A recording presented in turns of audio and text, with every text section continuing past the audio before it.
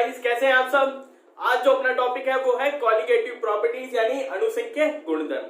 देखो, इसकी टॉपिक में आपको क्या ध्यान रखना है, जो बातें आपको ध्यान रखनी है कॉलिगेटिव प्रॉपर्टीज के ऊपर। सबसे पहली बात, ये कॉलिगेटिव प्रॉपर्टीज कब क्रिएट होती है किसी सॉल्यूशन में। देखो, अभी तक हमने पढ़ा था जब हमारे पास सॉल्यूट कैसा हो, नॉन वॉलेटाइल हो, यानी जो विलय है वो कैसा हो, अवाष्पशील हो, तो उसमें कुछ ना कुछ क्या होती है, दिक्कतें उत्पन्न होती है। वो दिक्कतें क्या है, वो सारी ये है, कॉलिगेटिव प्रॉपर्टीज है वो दिक्कतें। अब वो दिक्कतें क्या क्या है, यहाँ पर कुछ कॉलिगेटिव प्रॉपर्टीज आएगी। RLVP पहली, यानी relative lowering of vapour pressure, Hindi में जिसे बोलते हैं वाष्प दाब में अवनमन। दूसरी जो प्रॉपर्टी है वो है अपनी एलिवेशन इन बॉइलिंग पॉइंट, यानी क्वथनांक में उन्नयन। तीसरी है अपनी डिप्रेशन इन फ्रीजिंग पॉइंट, यानी हिमांक में अवनमन। चौथी प्रॉपर्टी हम पढ़ेंगे ऑस्मोटिक प्रेशर। ऑस्मोटिक प्रेशर यानी परासरण दाब के बारे में। अब बात मेन ये आती है, ये जितनी भी प्रॉपर्टीज है, ये चार स्पेशल टाइप की प्रॉपर्टीज है जिन्हीं को अपने क्या बोलते हैं, कॉलिगेटिव प्रॉपर्टीज है।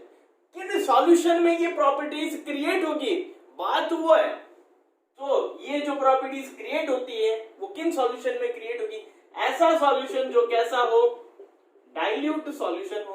पहली बात, डाइल्यूट सॉल्यूशन का मतलब क्या हुआ, तनु विलयन भाई साहब, ठीक है। दूसरी बात, इस डाइल्यूट सॉल्यूशन में जो सॉल्यूट है, जो विलय है, वो कैसा होना चाहिए, वो होना चाहिए नॉन वॉलेटाइल। कैसा होना चाहिए, नॉन वॉलेटाइल। कैसा, नॉन वॉलेटाइल यानी अवाष्पशील।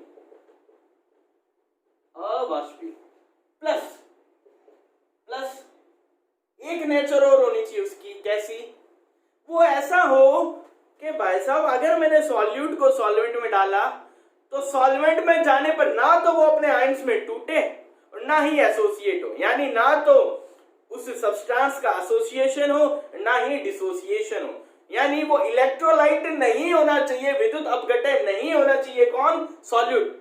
जब विद्युत अपघटन नहीं होना चाहिए यानी इलेक्ट्रोलाइट नहीं होना चाहिए, तो कैसा होना चाहिए, नॉन इलेक्ट्रोलाइट।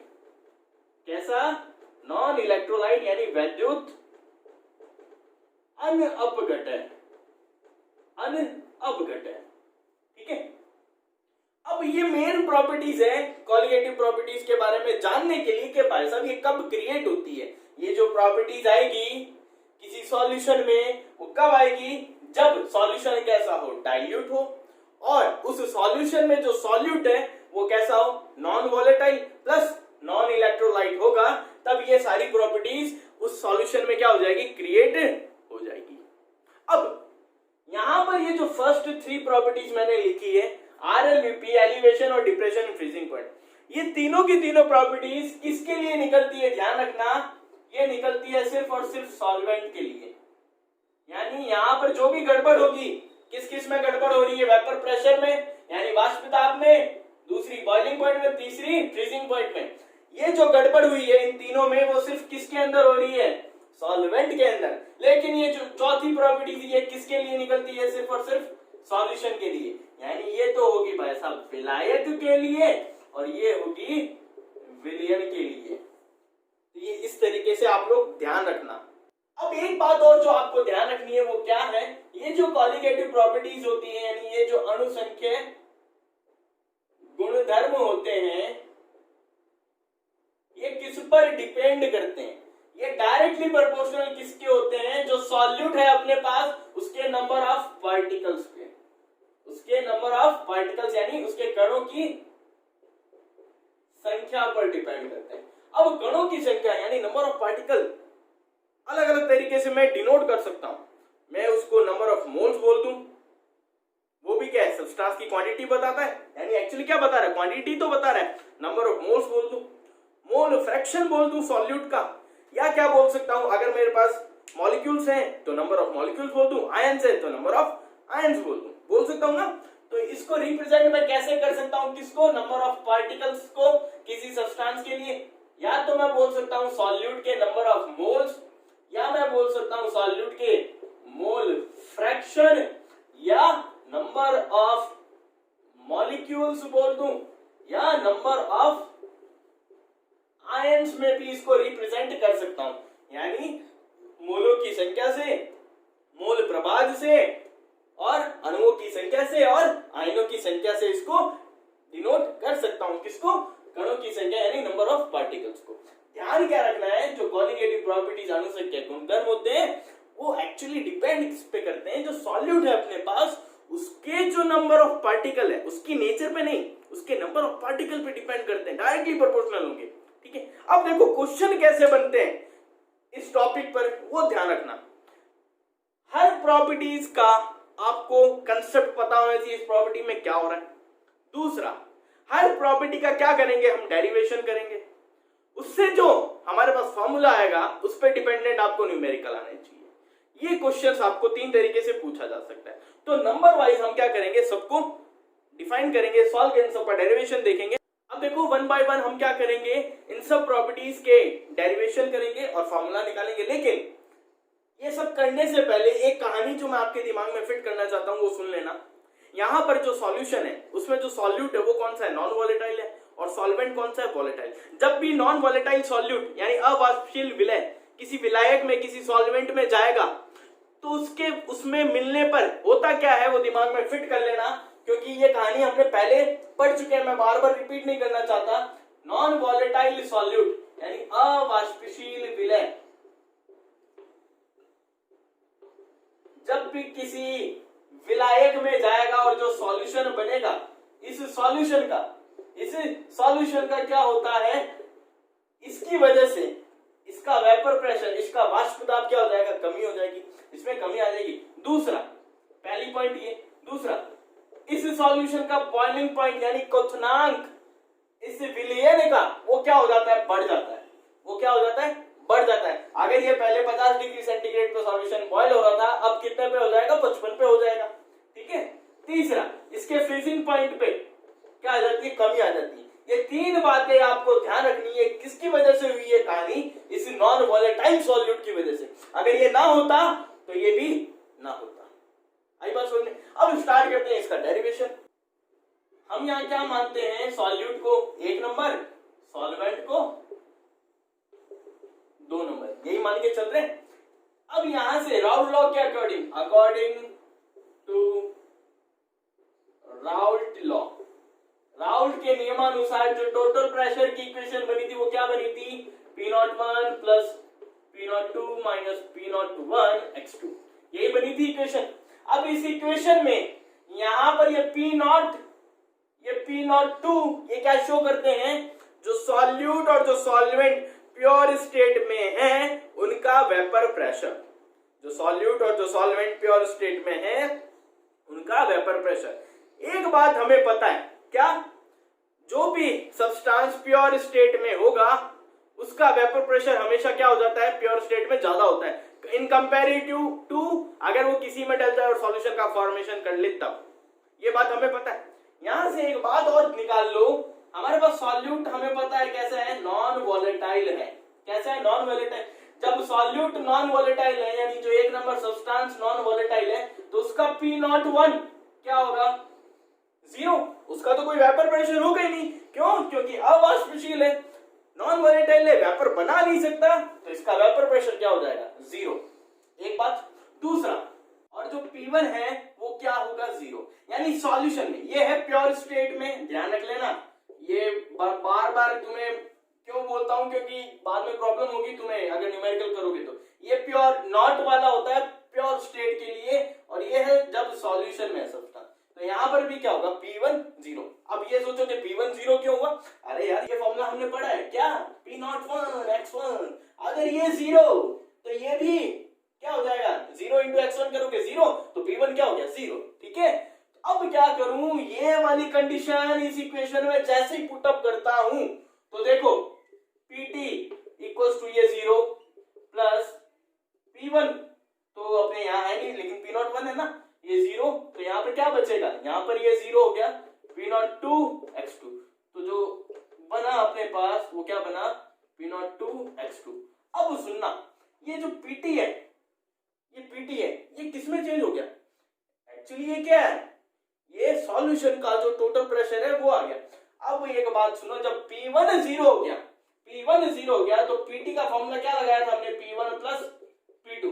अगर P1 0 हो गया तो Pt भाई साहब किसके इक्वल हो गया, यानी उस सॉल्यूशन में जो टोटल प्रेशर है वो किसकी वजह से है, सिर्फ जो सॉल्वेंट है उसकी वजह से। इसीलिए मैंने बोला था कि RLVP किसके लिए निकलता है, सिर्फ और सिर्फ सॉल्वेंट के लिए, विलायक के लिए। तो यहां पर इसको मैं ऐसे लिख दूं P2 equals to P0 2 x2, या मैं इसको ऐसे लिखता हूं कि अगर Pt P2 के इक्वल हो गया, यानी सॉल्यूशन में सिर्फ इसी कंपोनेंट, एक ही कंपोनेंट है ये, वैसे तो है तो वो भी है, लेकिन प्रेशर किसकी वजह से जनरेट हो रहा है उस सॉल्यूशन में, सिर्फ और सिर्फ सॉल्वेंट की वजह से। ठीक है, तो मैं यहां पर इसको बोल सकता हूं ये किसके इक्वल हो गया, सॉल्यूशन के प्रेशर। ये मैंने मान लिया सॉल्यूशन का प्रेशर, सॉल्यूशन में जो प्रेशर है वो, तो इसको मैं ऐसे भी लिख सकता हूं PS equals to P0 2 x2। इसमें कोई दो राय है क्या, आई बात समझ में इतनी, कोई दिक्कत नहीं। अब क्या करना है, इसको रफ कर दूं यहां से। अब क्या करो, इसको यहां अगर मैं लिखूं PS यानी सॉल्यूशन का प्रेशर, ठीक है, ये सॉल्यूशन का pressure equals to P0 2 x2। ठीक है, और यहां पर ये जो x2 है इसकी जगह मैं क्या लिख सकता हूं 1 माइनस x1, क्योंकि हमें पता है x1 plus x2 mole fraction is, जो सम होता है मोल फ्रैक्शन का वो इक्वल होता है 1 के, है ना। तो यहां से ये पुटअप करूं तो PS equals to P0 2 1 minus x1, solve करोगे P0 2 माइनस P0 2 x1, यही होगा। अब ये PS, अब देखो ये P0 2 का मतलब प्योर स्टेट में जो सॉल्वेंट है उसका क्या है, वेपर प्रेशर। ठीक है, इसको अगर मैं P0 सिंपल भी मान लूं तो क्या गलत है क्या, क्यों, क्योंकि इस इक्वेशन में देखो, या टोटल प्रेशर की इक्वेशन में देखो, जो सब्सटेंस 1 था उसके जितने भी प्रेशर थे, चाहे वो वेपर प्रेशर प्योर स्टेट में हो, चाहे वो वेपर प्रेशर सॉल्यूशन के अंदर, वो तो क्या हो गए, जीरो, क्योंकि उसकी वजह से कोई वेपर प्रेशर जनरेट ही नहीं हो रहा। तो इसका मतलब जो सॉल्यूशन में जो प्रेशर जनरेट हुआ वो सिर्फ और सिर्फ किसकी वजह से हो रहा है, सॉल्वेंट की वजह से। उसको मैंने सिंपल P0 मान लिया। अगर मैं P0 मान लेता हूं, यहां पर P0 वैल्यू पुटअप कर देता हूं, P0 माइनस P0 x1, कोई दिक्कत नहीं है सॉल्यूशन का प्रेशर। अब यहां पर क्या करूं, इसको एक साइड लाऊं, P0 x1 equals to P0, ये इधर आएगा माइनस PS, ये बनेगा यहां से formula x1 equals to P0 minus PS upon P0। ये देखो ये कुछ वैसा है, हमने पहले जब किया था, क्या किया था, तो एक फॉर्मूला निकाला था, यहां लिख देता हूं x1 equals to P0 2 minus P2 upon P0 2, ऐसा कुछ निकाला था। ये क्या था, मैंने आपको उस समय बताया था, क्या था, RLVP। तब मैंने कहा था इसको अपने बाद में देखेंगे, बोला था ना, वैसा ही है। अब इसको यहां पर देखो, ये भी वैसा ही है, लेकिन इसको मैंने थोड़ा चेंज कर दिया, थोड़ा सा क्या कर दिया, चेंज। अब इसी को अपने क्या बोलते हैं, जो x1 था, यानी जो सॉल्यूट का मोल फ्रैक्शन है, या डायरेक्टली मैं बोल सकता हूं जो सॉल्यूट है उसकी वजह से जो रिलेटिव लोअरिंग हुई है किसकी, वेपर प्रेशर की, उसको मैं इस फॉर्मूले से डिनोट कर सकता हूं। अब इसको मैं ऐसे भी लिख दूं, रफ करूं। अब देखो ये फॉर्मूला आने के बाद आपको क्या करना है, ये हमें पता लग गया। इसको मैं अगर ऐसे भी लिख दूं तो क्या कोई गलत है क्या, डेल्टा P अपॉन P0, यही तो क्या है अपना RLVP है, relative lowering of vapour pressure. अब देखो क्या करना है, मोल फ्रैक्शन कैसे निकालते हैं, किसी भी सब्सटेंस के नंबर ऑफ मोल्स N1 है, यानी N1 का number of moles upon solution का नंबर ऑफ मोल्स, यानी टोटल जो हमारे पास कॉन्स्टिट्यूएंट्स है N1 और N2 उसके नंबर ऑफ मोल्स। अब यहां पर देखना एक चीज, क्या मैंने माना जो N1 है, यानी जो नंबर ऑफ मोल्स है किसके, सॉल्यूट के, वो बहुत ही क्या है, कम है। तो मैं यहां पर N1 को लेस देन मान करके क्या कर देता हूं, छोड़ देता हूं, कहां पे, डिनोमिनेटर में, यानी हर में। तो मेरे पास क्या बचेगी, x1 की वैल्यू N1 अपॉन N2। ये वैल्यू मैं कहां पुटअप करता हूं, इस फॉर्मूले में। जैसे ही मैं यहां पुटअप करूं तो क्या है कि मेरे पास N1 by N2 equals to P not minus PS upon P not. आगे सही N2 है। अब ये वैल्यूज आने के बाद जो नंबर ऑफ मोल्स है उसके फॉर्मूले आपको पता है। कोई भी नंबर ऑफ मोल्स क्या होगा, मास अपॉन मोलर मास। यहां पर टिकाओ, टिकाने के बाद जो आएगा वो क्या आएगा, वो कुछ ऐसा आएगा। N1 के लिए क्या आएगा, M1 अपॉन M01, यही होगा, अपॉन में M2 upon M02 equals to P not minus PS upon P not. ऊपर नीचे करो क्या आएगा, M1 upon M01 into M2, ये ऊपर चला गया M02, तो क्या आया P not minus PS upon P not. तो भाई साहब यहां से हमने क्या निकाल लिया, ये एक फॉर्मूला निकाल लिया। अब क्वेश्चन में आपको क्या पूछ लेगा, वो इसमें से किसी भी चीज को पूछ सकता है। हो सकता है वो आपको M1 का पूछ ले और आपको ये वैल्यूज दे दे। M01 M02 आपको पता रहता है, मोलर मास है किसके, सॉल्यूट और सॉल्वेंट के। हो सकता है M2 पूछ ले, हो सकता है आपको P नॉट पूछ ले, हो सकता है PS पूछ ले, ये सब दे दे। तो ये फॉर्मूला आपको ध्यान रहना चाहिए। मेन फॉर्मूला तो क्या है, मेन फॉर्मूला तो ये है, या आप लोग ये याद रख लो, जो आपको अच्छा लगे वो याद रखो। ये हो गया relative lowering of vapour pressure का डेरिवेशन। ठीक है, कर लोगे ये डेरिवेशन, ये फॉर्मूला याद रखोगे। देखो न्यूमेरिकल भी बहुत सिंपल है, इसमें क्या है, कुछ नहीं है, फॉर्मूला याद रखो, वैल्यूज दे रखी होगी न्यूमेरिकल में, और टिकाओ। न्यूमेरिकल हम बाद में करेंगे, अभी सिर्फ डेरिवेशन करते हैं। जो सेकंड है उसका करते हैं। अब देखो दूसरी जो प्रॉपर्टी है वो है एलिवेशन इन बॉइलिंग पॉइंट। इसका मतलब समझना, बॉइलिंग पॉइंट में यहाँ पर बॉइलिंग पॉइंट का मतलब क्या होता है आप सबको पता होगा। बॉइलिंग पॉइंट एक ऐसा पॉइंट होता है टेम्परेचर का जिस पर कोई लिक्विड, जिस पर किसी लिक्विड का वेपर प्रेशर किसके इक्वल हो जाए, एटमॉस्फेरिक प्रेशर के इक्वल हो जाए। यानी आप किसी, अगर मान लो पानी को क्या कर रहे हो, बॉइल कर रहे हो, ठीक है, पानी को हीट अप कर रहे हो, बॉइल कर रहे हो। पानी कब बॉइल होगा हमें पता है, 100 डिग्री सेंटीग्रेड पे। इसका मतलब पानी जब बॉइल होने की कगार पे होता है, यानी वो जो पानी की मॉलिक्यूल्स है वो टुचुक टुचुक करके जो बाहर आने लगते हैं, उछल कूद करने लगते हैं, उस समय की बात कर रहा हूं। उस समय होता क्या है, इस लिक्विड का वेपर प्रेशर, इस पानी का वेपर प्रेशर बाहर से लगने वाले एटमॉस्फेरिक प्रेशर के क्या हो जाता है, जस्ट इक्वल हो जाता है। जब जस्ट इक्वल होगा तो वो जो मॉलिक्यूल्स है वो टुचुक टुचुक टुचुक करके क्या आ जाएंगे, बाहर आ जाएंगे, यानी बॉयल होने लगेंगे, उछल कूद करने लगेंगे। आई बात समझ में? उसको क्या बोलते हैं, उस पॉइंट को, जिस पॉइंट पर ये सब होता है उसको बोलते हैं बॉइलिंग पॉइंट, है ना। मैंने माना मेरे पास क्या है, एक प्योर सॉल्वेंट है। क्या है, प्योर सॉल्वेंट। अगर प्योर अवस्था में या शुद्ध अवस्था में देख रहा हूं तो इसका जो बॉइलिंग पॉइंट है वो मैंने मान लिया T0 भी, तब 1 atm प्रेशर पे। ठीक है, जो T0 भी बॉइलिंग पॉइंट है इस सब्सटेंस का, वो 1 atm प्रेशर पे T0 भी है प्योर सॉल्वेंट का। और जो सॉल्यूशन है, और जो सॉल्यूशन है उसका बॉइलिंग पॉइंट मैंने मान लिया TB, कब, 1 atm प्रेशर पर ही मान रहा हूं। ठीक है, एक वायुमंडलीय दाब पर ही मान रहा हूं। जब इनके बीच मैं रिलेशनशिप देखता हूं, प्योर सॉल्वेंट और सॉल्यूशन के बीच किसकी relationship, vapour pressure and temperature के बीच की रिलेशनशिप। क्यों देख रहा हूं मैं इसलिए देख रहा हूं क्योंकि इस सॉल्यूशन में मैंने क्या डाला है, नॉन वॉलेटाइल सॉल्यूट, जिसकी वजह से इसके वेपर प्रेशर में क्या आ गई है, कमी आ गई है।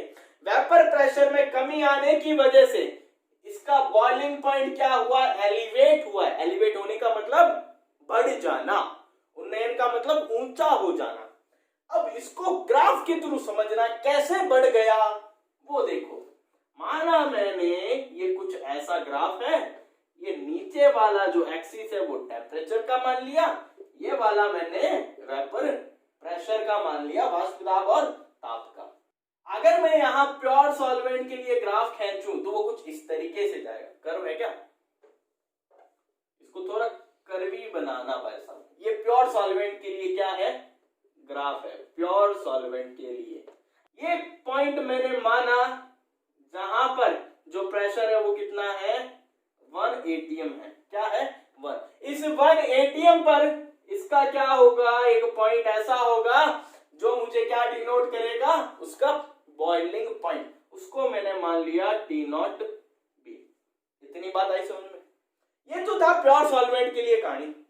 अब मैं मानू सॉल्यूशन के लिए, सॉल्यूशन में क्या होगा, नॉन वोलेटाइल सॉल्यूट होगा। उस बापड़े नॉन वोलेटाइल सॉल्यूट की वजह से क्या होगा, उसके वेपर प्रेशर में क्या आएगा, डिक्रीमेंट आएगा। यानी यहां पर इसका वेपर प्रेशर क्या हो जाएगा भाई साहब, कुछ ऐसे डिक्रीज हो जाएगा। क्या हो जाएगा, डिक्रीज। ये जो डिक्रीज हुआ है यहां पर, इसका जो बॉइलिंग पॉइंट है इस प्रेशर पर 1 atm प्रेशर पर ही मान रहे, वो मैंने मान लिया क्या था अपना, टीबी। क्या मान लिया, टीबी। अब ये जो डिफरेंस हुआ है यहां, ये जो डिफरेंस आया है प्योर स्टेट के लिए और सॉल्यूशन वाली, ये है ग्राफ सॉल्यूशन के लिए। देखो ग्राफ ध्यान रखना है सिर्फ, ये एक है पहला ग्राफ प्योर सॉल्वेंट के लिए, ये है सॉल्यूशन के लिए। यहां पर इनके बॉइलिंग पॉइंट के बीच, प्योर और सॉल्यूशन के बीच क्या आ जाता है, कोई ना कोई डिफरेंस आ जाता है। तो ये क्या है, डेल्टा टीबी मान लो। ये जो डिफरेंस है इसी को अपने क्या बोलेंगे, एलिवेशन बॉइलिंग पॉइंट। इसको क्या बोलेंगे, एलिवेशन इन बॉइलिंग पॉइंट, यानी क्वथनांक में उन्नयन ये है।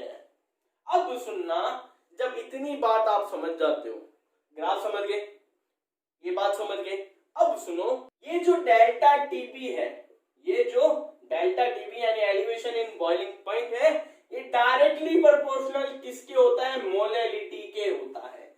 किसके होता है, मोलैलिटी के होता है। ये मैं कहां से ले रहा हूं, यहां पर जब एक्सपेरिमेंट किया गया तब पता चला बाय दी एक्सपेरिमेंट, जो एलिवेशन इन बॉइलिंग पॉइंट होगा वो किसके प्रोपोर्शनल होगा, मोलैलिटी के।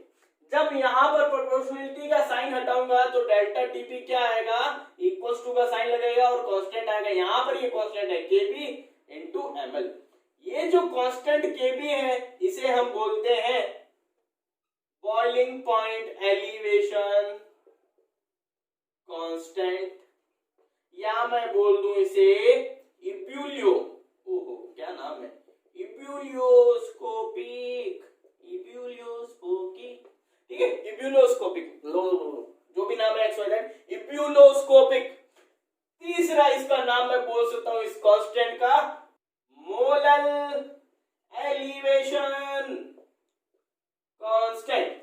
क्या नाम था, दोबारा बोलना, बॉइलिंग पॉइंट एलिवेशन कांस्टेंट, ठीक है, मोलल एलिवेशन कांस्टेंट, ठीक है। तीसरा क्या नाम है, आप ही जानो, इब्यूलोस्कोपिक। अब यहां क्या करना है, मोलैलिटी की वैल्यू पुटअप करनी है। मोलैलिटी अब सबको पता है, डेफिनेशन हमने पढ़ी है, फॉर्मूलाज हमने पढ़े, उसकी वैल्यूज रखो और इसको आगे सॉल्व करना है। तो मैं इसको रफ करके सॉल्व करूं, देखो अब इसे आगे सॉल्व करूं तो क्या आएगा, delta TB equals to KV into molality, into क्या चल रहा है अपने पास, मोलैलिटी। मोलैलिटी हमें पता है क्या होती है भाई साहब, क्या होती है, number of moles of solute. Solute क्या है, 1 number, upon weight of solvent, upon weight of solvent, ठीक है। ये हमें पढ़ा है, ये हमने पढ़ा है, मैं इसको वापस नहीं समझाऊंगा क्या है। अब केबी, नंबर ऑफ मोल्स क्या होती है, mass of solute upon molar mass of solvent upon weight of solvent. अब इसे आगे अगर मैं सॉल्व करूं तो क्या बनेगा formula, KB upon W2 into M1 upon M01। ये बना, एक तो ये फॉर्मूला हो सकता है, एक क्या हो सकता है, एक अगर आपको W2 यानी जो सॉल्वेंट है उसका मास, उसका वेट ग्राम में दिया हो तो क्या कर दोगे, सिंपली 1000 से मल्टीप्लाई कर दोगे, एक ये फॉर्मूला हो जाएगा, ठीक है। ये तो पता है ना, हम यहां पर करते थे मोलैलिटी वाले में, इसको N1 into 1000 करते थे, बात ये की है, मैं यहां नीचे कर दूं, अगर ग्राम में दे रखा हो क्या W2 तो इसको 1000 से मल्टीप्लाई कर दूंगा तो यहां से एक ही फॉर्मूला बन जाएगा। यहां से आप क्या कर सकते हो, न्यूमेरिकल को इजीली सॉल्व कर सकते हो। अब एक चीज और समझिए आपको, ये जो केबी है, ये जो केबी है ये किन किन चीजों पे डिपेंड करता है, तो ये सुनो, केबी का फॉर्मूला अगर यहां से देखो, केबी क्या बनेगा, delta TB upon ML, delta TB upon ML. तो यहां से बोल सकता हूं जो केबी है वो डायरेक्टली प्रोपोर्शनल किसके है भाई साहब, डेल्टा टीबी के, और इनवर्सली प्रोपोर्शनल किसके है भाई साहब, मोलैलिटी के। ये बोल सकता हूं ना, अगर किसी सब्सटेंस की मोलैलिटी इंक्रीज करोगे तो केबी की वैल्यू क्या होगी, डिक्रीज। अगर आप उसके डेल्टा टीबी को इंक्रीज करोगे क्या हो जाएगी, सॉरी इंक्रीज होगी ना, वो भी क्या होगी, इंक्रीज। और जो केबी की वैल्यू है वो डिपेंड करती है सॉल्वेंट पर भाई साहब, किस पर डिपेंड करती है, सॉल्वेंट पे। और इसकी जो यूनिट आती है केबी की, ध्यान रखना वो क्या होती है, क्या बनेगी, देखो यहां से टेम्परेचर किसमें होता है, केल्विन में। मोलरिटी, मोलरिटी किस में होती है, याद करो केजी पर मोल में, तो क्या बनी, केल्विन इनटू केजी पर मोल। ये किसकी यूनिट होगी भाई साहब, केबी की। अब एक केबी का फॉर्मूला आपको और याद रखना है, ठीक है, वो क्या है वो लिख देता हूं। ये केबी का फॉर्मूला आपको क्या करना है, एक याद रखना है। यहां पर आर क्या है भाई साहब, गैस कांस्टेंट है, जिसकी वैल्यू क्या होती है, 8.314 होती है जूल पर मोल केल्विन, ठीक है। यूनिट के साथ ध्यान रखना, आर गैस कांस्टेंट, इसको बोलते हैं गैस कांस्टेंट। कौन सा गैस कांस्टेंट, यूनिवर्सल, कौन सा है, यूनिवर्सल है, यानी सार्वत्रिक गैस नियतांक, जिसकी वैल्यू है m02 पता है, टीबी आपको पता है क्या है, डेल्टा एच इवेपोरेशन, ध्यान रखना वाष्पन की एंथैल्पी हम इसे बोलते हैं, या वाष्पन की ऊष्मा या वाष्पन की ऊर्जा, ठीक है। ये फॉर्मूला भी एक आप केबी का ध्यान रखना। तो इस तरीके से हमने क्या कर लिए, दोनों डेरिवेशन परफॉर्म कर लिए। अब नेक्स्ट लेक्चर में बाकी के जो 2 डेरिवेशन है उनको परफॉर्म करेंगे।